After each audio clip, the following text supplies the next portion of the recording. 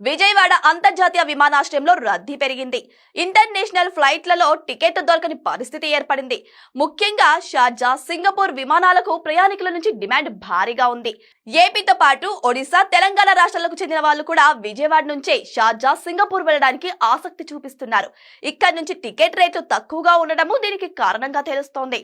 అయితే ప్రస్తుతం మంగళ, శనివారాల్లో షార్జాకు ఎయిర్ ఇండియా విమాన సర్వీసులు నడుస్తున్నాయి. దుబాయ్తో పాటు గల్ఫ్ దేశాలకు వెళ్లాల్సిన వాళ్ళు విజయవాడ నుంచి షార్జా వెళ్లి అక్కడి నుంచి తమ గమ్యస్థానాలకు చేరుకుంటున్నారు. అందుకే వీకెండ్స్ తో పాటు వీక్ డేస్ తోనూ ఈ సర్వీసులు 100% ఆక్యుపెన్సీతో నడుస్తున్నాయి. ఇప్పుడున్న షార్జా సర్వీసుతో పాటు దుబాయ్ కి మరో విమానం నడపాలని ప్రయాణికులు డిమాండ్ చేస్తున్నారు. సింగపూర్ వెళ్లడానికి మంగళ, గురు, శనివారాల్లో ఇండిగో ఎయిర్లైన్స్ సర్వీసులు నడుస్తున్నాయి. ఏపీ బిజినెస్ యాక్టివిటీ ఊపందుకోవడంతో పాటు సింగపూర్ వెళ్లే పర్యాటకులతో పాటు వ్యాపారుల సంఖ్య గణనీయంగా పెరిగింది.